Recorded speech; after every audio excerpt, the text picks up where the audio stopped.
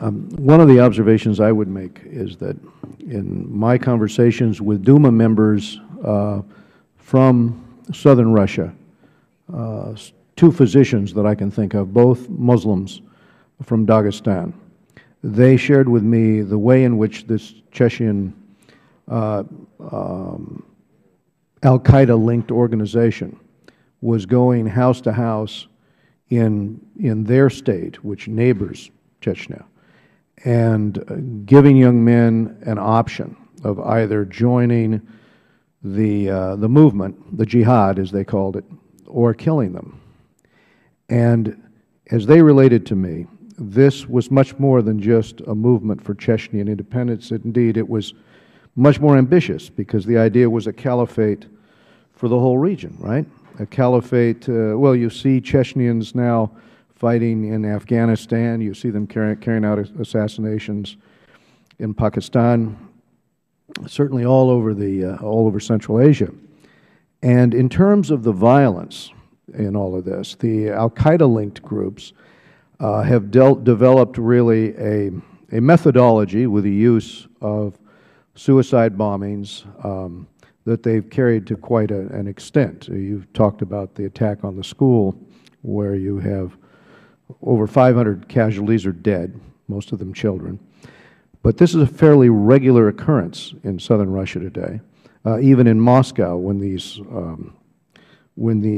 Chechnyan Al-Qaeda-linked fighters get into the city, it's pretty horrific what they do in the subways or in government buildings, the number of people killed. The question going forward is, with this commitment now to a wider caliphate, and given that it encompasses such a large geographic area, the attempt to convert moderate Muslims, I think, is a major challenge. I talked to a village leader who was Kyrgyz, and he told me about the situation in his village where 12 young men were receiving instruction in jihad. They had agreed to go to a madrasa to get an education, but all 12 were decapitated. And he said, this is not a local Kyrgyz custom in Kyrgyzstan. This is the importation or the change of a culture. And gradually we're changing our culture to this Al-Qaeda, psychology, and that it's a Gulf state culture in his mind. That's what he said. It's a Gulf state culture in terms of capitation, but with that and with the kinds of mass killings that we're doing, we're changing culture. I was going to ask you about that because it's really a struggle within these societies, and the two physicians that I knew serving in the Duma felt they were losing that struggle. Just your insights.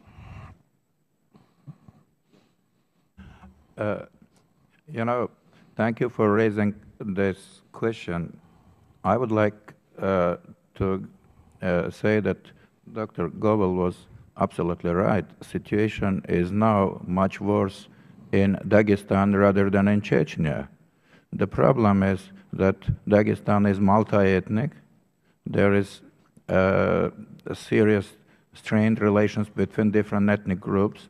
It's more prone to Wahhabism, and Wahhabism is coming from Saudi Arabia, and the money is coming, the people are coming from there, and the power is very weak.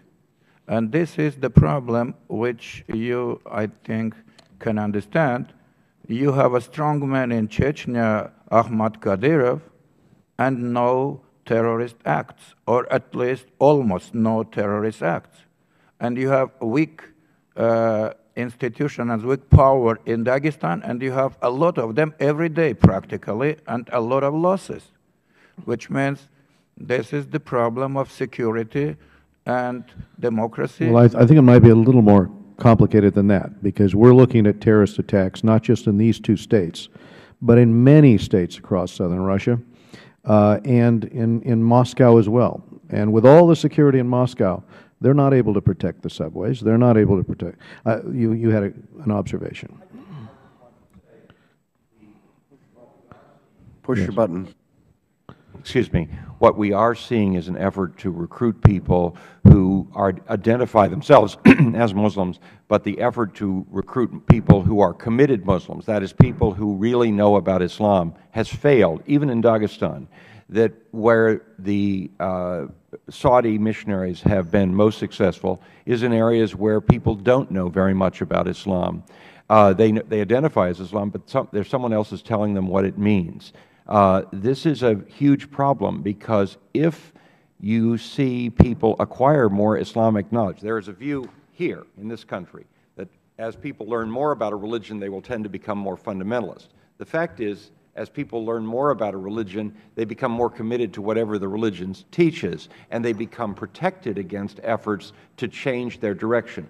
In the case of the people of the North Caucasus and Central Asia, and the something between 15 and 18 million Muslim population elsewhere in the Russian Federation, what we have are people who do not have that kind of training and therefore are more susceptible for recruitment. I think it's very important to understand that there's a process of immunization.